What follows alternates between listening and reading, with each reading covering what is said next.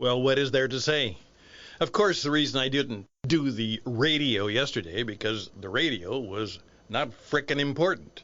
What was important were the fact that I had a number of friends, good friends, very good friends, longtime friends, who live in right there, right in the area where it hit in Florida. And so my day was trying to do my day, but obviously thinking and praying, and what else can you do but wish them the best? And then, of course, now this morning, as I'm putting this together on Thursday, I'm just wondering how they did, how they came out. So right in the middle of our discussion about, these are the days of awe, we have to do some thinking about something that was awesome in its awesomeness. And perhaps if there's some lessons and thoughts that we can do and get from that, and see if we can share them with others in a way that is responsible, respectable, and hopefully helpful. I'm Stan Houston. These are interesting ideas for Thursday, and that program begins right now.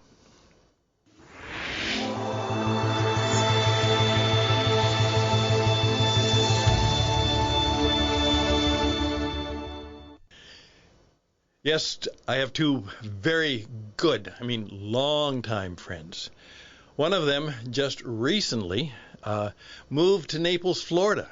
And shortly after he moved to Naples, Florida, discovered that he had some very, very serious cancer and has gone through an incredible procedure at MD Anderson, the cancer hospital in Houston, and had just returned and was hopefully getting ready to enjoy his new home in Naples and perhaps better recover from that quite awesome surgery.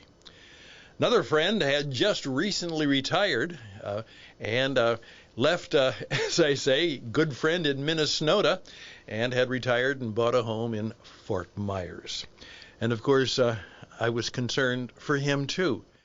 We exchanged a few text messages as the storm was approaching, thoughts and prayers, and we kind of committed it to God and said, okay, we're in the midst of the storm, and we're promised that we will be protected in the midst of the storm, and so we'll go for it.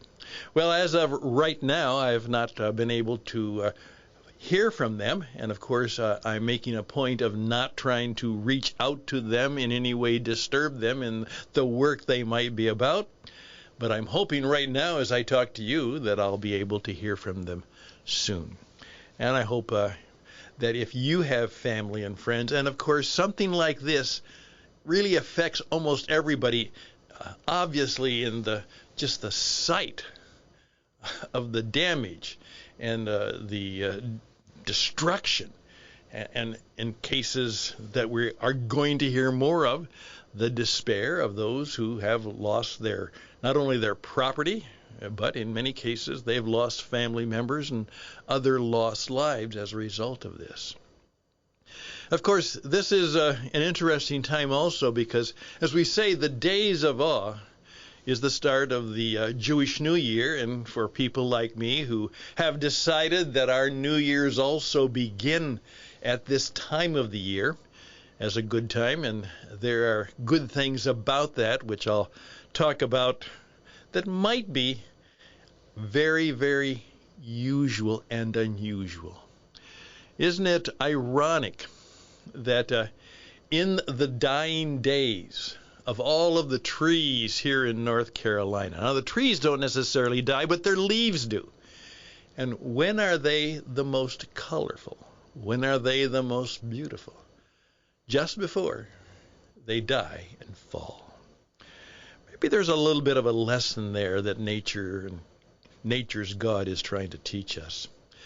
But the interesting thing, as one of my good friends told me at one time, and he was a Jewish man who, of course, as he says, I celebrate the holidays, but, I really don't take it very seriously. Yeah, I believe, but, I got life to do. He then said to me that one of the things that was unique, though, about the days of awe, he said, because I did take that a little more seriously, and so at least for those times, I oftentimes at least thought about God a little more often than I usually do. And he said, I guess that's good for me. That's good for me. But that was as far as it went. But good for him. The point is that at these times we are also going to wonder, what in the world is God up to? This is one of those why God moments. Why God moments. Why God this? Why God now? Why God me? And part of the days of awe, at least in its tradition, is that we would be able to deal not only with the awesome, not only the awesome that is good, but of the awesome that may not be good at all.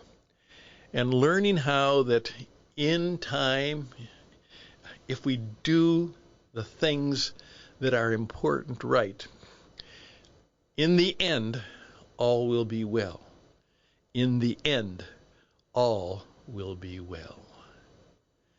Well, those are my thoughts on the days of awe and the awesome thing that has happened. And perhaps all of us can learn a brief lesson from what we see. Hopefully it moves us to charity, to compassion. In fact, as I would say from my previous lesson, in this awesome disaster, some of us might discover a way to be just a little bit more human, less divisive, less angry, and perhaps more grateful for the good things that we have and perhaps for the things that we have escaped. I think about where I'm at, and the reports are that because of the hurricane, well, we might get a little bit more rain and a little bit more wind, but that's the extent of it. But at the same time, I'm going to be thinking about those who didn't get a little bit more rain and a little bit more wind. They got what they got, and for them, many thoughts and many prayers. I'm Stan Houston, just some interesting ideas. Give me a few minutes, and I'll be back.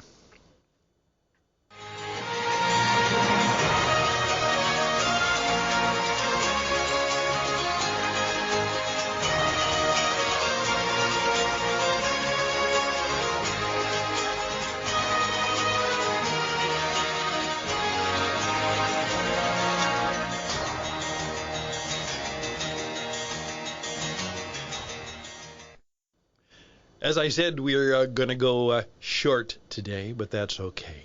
Of course it's okay. As I oftentimes say, the problem in real radio was when you had nothing to say, you had to say something anyway.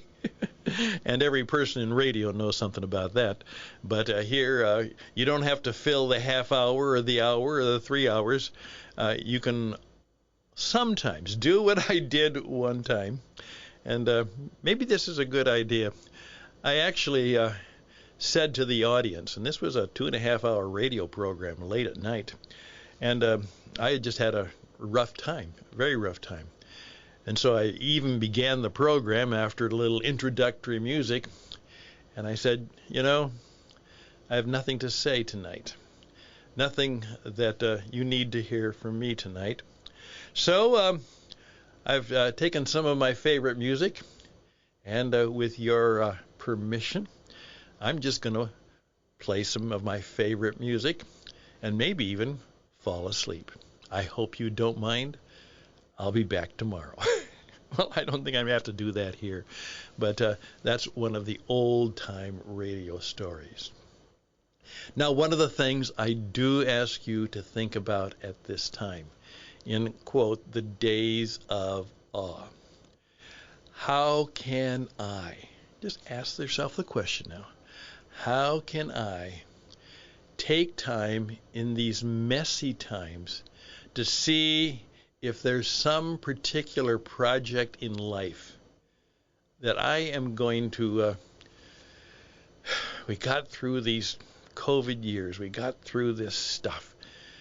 Is there a project in my life? Something that I've been saying yes to for years, but I never have gotten around to it.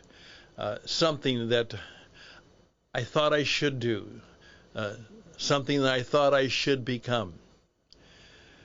I got a note from a lady who just simply said this: all of this has reminded me the time has come, the time is now. The time has come, the time is now. And of course, she knew that I had said that before as kind of a jest about that old-fashioned Dr. Seuss book. You know, Marvin K. Mooney, will you please go now? Dr. Seuss. The time has come, the time is now. Marvin K. Mooney, will you please go now? Now, can I just simply ask, is there something in your life? We are now learning almost every day, if we're aware, that we are mortal. We are not forever. The fact that nothing that we thought was important is permanent. That there is very little that has any permanence or real value. So we better figure out what might be permanent and what has real value.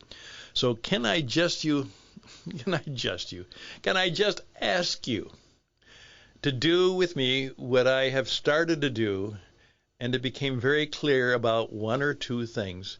The time has come, the time is now for me to do. And I'll leave the blank unfilled in for me right now. But right now, could I challenge you to fill in that blank? That's right. Fill in the blank.